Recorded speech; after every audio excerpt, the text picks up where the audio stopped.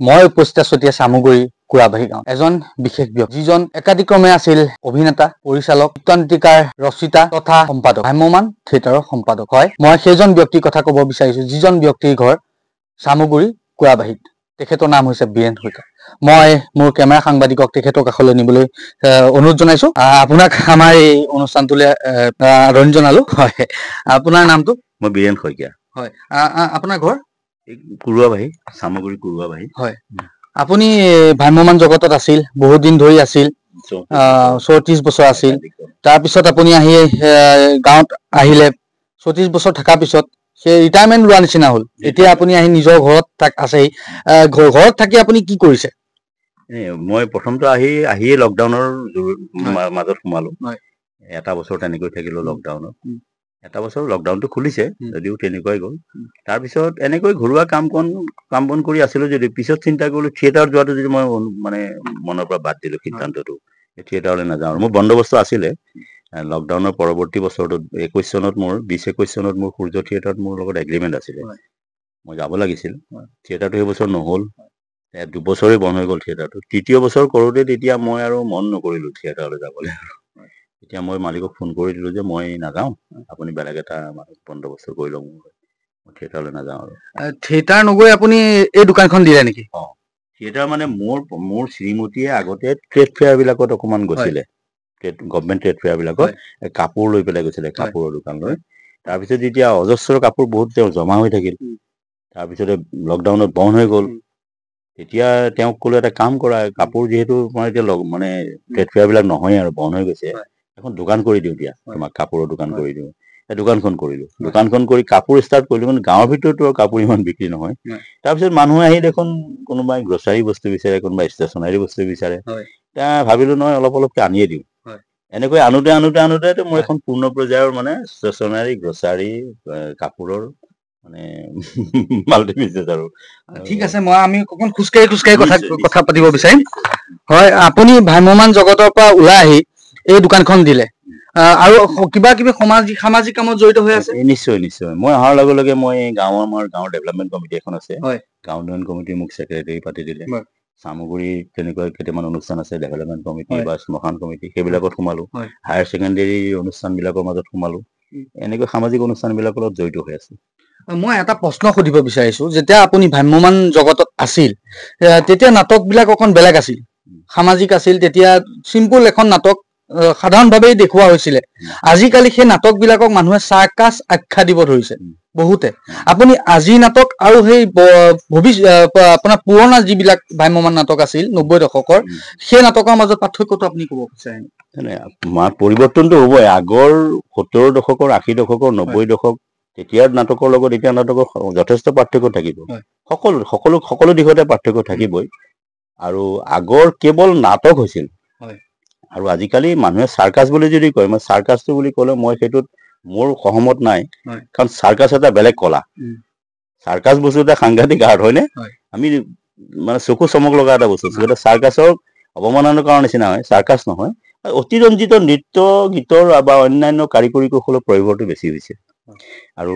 আগৰ নাটকত নোহোৱা নাছিলে আমি হাইজেক কৰিছিলো হাইজেকতো এৰোপ্লেন উৰিছিল দেই তেতিয়া আমি থিয়েটাৰত কৰোঁতে কিন্তু এতিয়া নাটকৰ স্বাৰ্থত আমি টেকনিক কৰিছিলো কলা কৌশল নাটকখনে বিচাৰিছিলে যে কলা কৌশল লাগে আৰু নাটকখনে বিচাৰিছিলে যে এতিয়া গান এটা লাগে কিন্তু তেতিয়া সেইখিনি দিয়া হৈছিলে কিন্তু আজিকালি কি হৈছে নহয় নাটকক গানটো যেন সুমুৱাই দি পেলাই নাটকখন কৰিব লাগিব এৰোপ্লেনখন উৰাই দি কৰিব লাগিব হৈ গেলাৰী পিছফালৰ পৰা বাইক এখন চলাই আহি পেলাই নাটকৰ মানে কাহিনী এটা সৃষ্টি কৰিব লাগিব তেনেকুৱা কাৰবাৰবিলাক হৈছে এইটো আচলতে গ্ৰহণযোগ্য নহয় মোৰ ক্ষেত্ৰত নাটক হ'ব লাগে আপুনি কিমানখন থিয়েটাৰত লগত জড়িত আছিল কিমানখন অসমতো যথেষ্ট সংখ্যক থিয়েটাৰ আছে মই প্ৰায় 15-16খন থিয়েটাৰৰ লগত মই এবছৰ 2 বছৰ 5 বছৰ 14 বছৰ এনেকৈ মই 34 বছৰ কটাইছো আমি জানাত প্ৰথমতে আপুনি অভিনেতা হিচাপে থিয়েটাৰ পাৰ্টিত জয়েন কৰিছিলে তাৰ পিছত কেনেকৈ আপুনি সম্পাদক হ'ল আচলতে সেইটো কাহিনী মই অভিনয় কৰিছিলো প্ৰথম অভিনয় কৰো ডান্স ড্ৰামাবিলাকত কমেন্ট্ৰি কৰো নাটকৰ মধ্যাহ্ন ঘোষণাবিলাক যে কৰে সেইবিলাক কৰো গীত লিখো প্ৰয়োজনৰ ক্ষেত্ৰত নাটিকাৰ গীত নাটকৰ গীতবিলাক যেতিয়া বাহিৰে এতিয়াতো গীত বেলেগৰ পৰা আমদানি কৰি অনা হয় তেতিয়া থিয়েটাৰ আৰ্টিষ্ট বিলাকে কোনোবাই জনা মানুহে গীত লিখিছিল আমি গীত লিখি দিছিলো তেনেকৈ 5 বছৰ যোৱাৰ পিছত হঠাৎ ভাগ্যদেৱী থিয়েটাৰৰ সম্পাদকজনৰ মানে গুচি গ'ল থিয়েটাৰ এৰি মানুহজন অসুস্থ আছিলে মোক ক'লে বীৰেন তুমি কেইদিনমান অকণ চাই দিয়াচোন মোক থিয়েটাৰখন অলপ হেল্প কৰি দিয়া মই হেল্প কৰি দিলোঁ হেল্প কৰি দিওঁতে এনেকুৱা হ'ল মানে তেওঁ আৰু মোক এৰি নিদিলে নাই নাই বীৰেন তুমি অহা বছৰৰ পৰা অভিনয় কৰিবা তুমি কিন্তু তুমি সম্পাদকৰ দায়িত্বটো ল'ব লাগিব সেই যে সম্পাদক হ'লো শৰৎ মজুমদাৰৰ দিনত থিয়েটাৰ ভাগ্যদেৱী আজিলৈকে সম্পাদকেই হৈ থাকিলো শেষৰ চিনাকিটো মোৰ সম্পাদকেই হ'লগে আপুনি হয় আচলতে আমি জানো যে এজন শিল্পী কেতিয়াও ৰিটায়াৰমেণ্ট ডেটটো নাথাকে মানে অৱসৰৰ দিন এটাও কেতিয়াও নাথাকে আপুনি আচলতে এই যে ৩৬ বছৰ নাটক কৰিলে আপোনাৰ আচল কাৰণটো কি বাৰু আপুনি এই থিয়েটাৰ পাৰ্টিৰ পৰা গুচি অহাটোৰ আচল কাৰণটো কি প্ৰথম কথা মোৰ থিয়েটাৰটো কণ্টিনিউ হৈ থাকিলেহেঁতেন লকডাউনৰ কাৰণে থিয়েটাৰ বন্ধ হৈ গ'ল লকডাউনৰ পিছত থিয়েটাৰটো যেতিয়া বন্ধ হৈ গ'ল মই আহি ঘৰত বহি দিলোহি পিছৰ বছৰো থিয়েটাৰ নহ'ল 2 বছৰ বহি দিলোঁ তাৰপিছতে আগৰ মই থিয়েটাৰ কেইটাত যিকেইটাত কাম কৰিছিলোঁ লাষ্ট দুটামান থিয়েটাৰৰ পৰা মই যথেষ্টখিনি পইচা পাবলগীয়া থাকিল বা লকডাউনতো আহোঁতে মই শেষ থিয়েটাৰটোৰ পৰা মই যথেষ্ট পইচা পাবলগীয়া থাকিল ফোন কৰোঁ পইচাখিনি দিবলৈ পিছতে আৰু মই নিজেও সম্পাদকে যে অনুভৱ কৰোঁ আজিকালি 2-3টা থিয়েটাৰৰ বাহিৰে সকলো প্ৰায়বিলাক থিয়েটাৰে প্ৰযোজকবিলাকে শেষৰ ফালে শিল্পী কলাকুশলীক পইচা নিদিয়ে আৰু এটা ট্ৰেইন হৈ গৈছে আৰু ময়ো চিন্তা কৰিলোঁ যে আৰু তেনেকৈ পৰৱৰ্তী দিনত যদি আকৌ ক'ৰবাত 1 লাখ 2 লাখ টকা থিয়েটাৰত এৰি থৈ আহিব লাগে এইটো বয়সত নাযাওঁ আৰু 2 নম্বৰ কথা এইটো কি আছিলে ডেটটো নাথাকে মানে অৱসৰৰ দিন এটাও কেতিয়াও নাথাকে আপুনি আচলতে এই যে ৩৬ বছৰ নাটক কৰিলে আপোনাৰ আচল কাৰণটো কি বাৰু আপুনি এই থিয়েটাৰ পাৰ্টিৰ পৰা গুচি অহাটোৰ আচল কাৰণটো কি প্ৰথম কথা মোৰ থিয়েটাৰটো কণ্টিনিউ হৈ থাকিলেহেঁতেন লকডাউনৰ কাৰণে থিয়েটাৰ বন্ধ হৈ গ'ল লকডাউনৰ পিছত থিয়েটাৰটো যেতিয়া বন্ধ হৈ গ'ল মই আহি ঘৰত বহি দিলোহি পিছৰ বছৰো থিয়েটাৰ নহ'ল 2 বছৰ বহি দিলোঁ তাৰপিছতে আগৰ মই থিয়েটাৰ কেইটাত যিকেইটাত কাম কৰিছিলোঁ লাষ্ট দুটামান থিয়েটাৰৰ পৰা মই যথেষ্টখিনি পইচা পাবলগীয়া থাকিল বা লকডাউনতো আহোঁতে মই শেষ থিয়েটাৰটোৰ পৰা মই যথেষ্ট পইচা পাবলগীয়া থাকিল ফোন কৰোঁ পইচাখিনি দিবলৈ পিছতে আৰু মই নিজেও সম্পাদকে যে অনুভৱ কৰোঁ আজিকালি 2-3টা থিয়েটাৰৰ বাহিৰে সকলো প্ৰায়বিলাক থিয়েটাৰে প্ৰযোজকবিলাকে শেষৰ ফালে শিল্পী কলাকুশলীক পইচা নিদিয়ে আৰু এটা ট্ৰেইন হৈ গৈছে আৰু ময়ো চিন্তা কৰিলোঁ যে আৰু তেনেকৈ পৰৱৰ্তী দিনত যদি আকৌ ক'ৰবাত 1 লাখ 2 লাখ টকা থিয়েটাৰত এৰি থৈ আহিব লাগে এইটো বয়সত নাযাওঁ আৰু 2 নম্বৰ কথা এইটো কি আছিলে কৰ্মচাৰী আজিকালি বৰ অভাৱ সম্পাদক এজন হৈ থাকিলে থিয়েটাৰত মানে চব কৰিবলগীয়া হয় একেবাৰে তম্বু টনাৰ পৰা গাড়ী লোড কৰালৈকে চব কাম কৰিবলগীয়া এটা পৰিৱেশ হয় যেতিয়া থিয়েটাৰত কৰ্মচাৰীবিলাক নোহোৱা হৈ যায় নোহোৱা হোৱাৰ একমাত্ৰ কাৰণ মালিকে পইচা দিয়াত গণ্ডগোল কৰে পইচা দিয়াত গণ্ডগোল কৰাৰ কাৰণে যে কষ্ট হয় কষ্ট হোৱাৰ পিছত চিন্তা কৰিলে মনটো গুচি গ'ল ঘৰত বহিল গাঁৱৰ সামাজিক অনুষ্ঠানবিলাকত সোমাই পৰি চিন্তা কৰিলোঁ নাই এতিয়াও বয়স হ'ল যেতিয়া আৰু নাযাওঁ আৰু থিয়েটাৰলৈ মই মানে প্ৰফেশ্যনেল থিয়েটাৰৰ পৰা ভ্ৰাম্যমাণ থিয়েটাৰৰ পৰাহে মই অৱসৰ লৈছোঁ এজন শিল্পী হিচাপে বা অভিনেতা হিচাপে মই অৱসৰ লোৱা নাই মই পৰৱৰ্তী দিনত অভিনয় কৰিম বা কৰোঁ কিন্তু মই ভ্ৰাম্যমাণ থিয়েটাৰৰ পৰা অৱসৰ ঘোষণা ল'লোঁ আজিকালি দেখা যায় বহুত শিল্পী নিজৰ যিখিনি পাবলগীয়া থাকে সেইখিনি নাপালে মাজভাগতে থিয়েটাৰ পাৰ্টিটো এৰি দিয়ে আজিকালি বহুত নিউজ ওলাই যে আমুকজন শিল্পীয়ে পইচা নাপালে কাৰণে মাজভাগতে থিয়েটাৰ পাৰ্টি ওলাই দিয়ে আৰু থিয়েটাৰ পাৰ্টিটো ভাঙি যায় সঁচা কথা এইটো মানুহে যোনে যি নকওঁ মোৰ দৃষ্টিত দেই মই বহুত বছৰ সম্পাদক হৈ থাকিলেতো এজন আৰ্টিষ্ট এজন শিল্পী এজন কৰ্মচাৰী থিয়েটাৰখনৰ পৰা এনেই গুচি নাযায় তেওঁৰ পৰিয়াল আছে নহয় তেওঁৰ পৰিয়াল আছে তেওঁক এইটো কাম কৰি তেওঁ খাবতো তেওঁক যদি মালিকে প্ৰতিশ্ৰুতি দি লৈ গৈছে যে তোমাক মই মাহে 10,000কৈ টকা দৰমহা দিম মই কথা এটা অনুমান কৰি কৈছোঁ তেওঁ মাহৰ মূৰত 10,000 টকা দিব লাগিব 10,000 টকা দিব পৰা নাই 9,000 টকা দিব লাগিব বোলে তোমাক 1,000 টকা মই পৰৱৰ্তী দিনত ঘৰ আছে নহয়